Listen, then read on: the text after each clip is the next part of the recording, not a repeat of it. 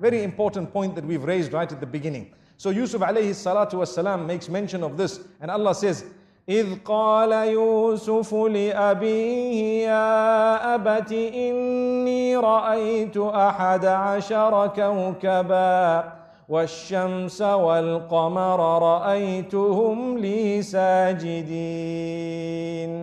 He says, oh my father, I have seen 11 stars, the sun and the moon, prostrate to me in my dream. The father interpreted dreams. He was a Nabi of Allah, and immediately he knew that there is something going to happen. This child, Allah is going to elevate him. But the father chose to speak in a different way to the child, to say, be careful, there is something known as jealousy that can overtake anyone, even the best from amongst you. Something known as jealousy that can overtake even the best from amongst you. So be careful what you tell them. Do not relate this to your brothers. I want to stop for a moment and talk about Instagram and Facebook and your little profile pictures for 1 second. Everything that happens in your life, you take a nice picture of it and push it up. Doesn't it happen nowadays? Watch out, be careful. People are suffering and struggling. Why? Al-aynu haqq. You need to know this. The evil eye is the truth. The hadith says, you are inviting people to have the evil eye on you. Look what I ate. Wallahi, I've seen people's profiles. Every meal, they change the picture.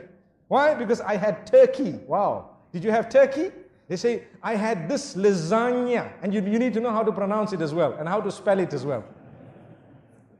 And I had this and that, and this is the juice I had, and the drink I had, and this is where I went, and this is the hotel I stayed in, and this is how beautiful this was, this is the dress I bought, and this, every single thing. And every while, you dress your child and the picture is up, and you dress another child and the picture is up. Wallahi, there is a lesson. Go back to Surah Yusuf. There are 2 times that we learn a lesson in this surah in this regard.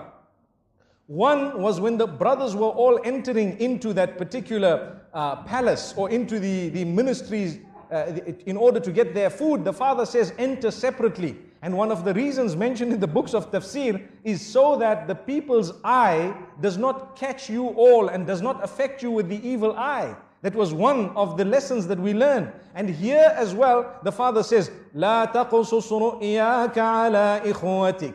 Do not relate this dream to your brothers. Do not relate it to your brothers.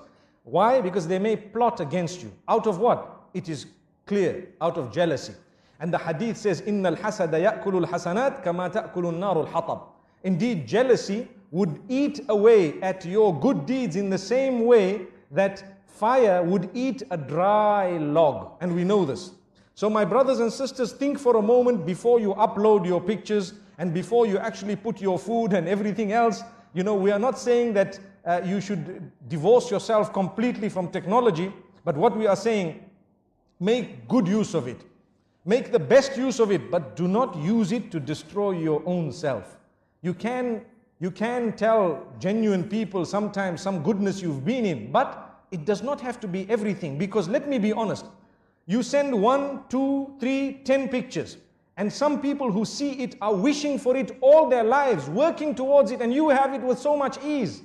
Do you think they will be able to digest it? There will come a stage in their lives when they start feeling something towards you. Look at this person, they have heaven on earth, and they don't know the problems you have in this dunya. Why don't we put up, well, I'm not encouraging it, but I'm saying, imagine if we were to put up profiles about the bad things that happened in our lives all the time.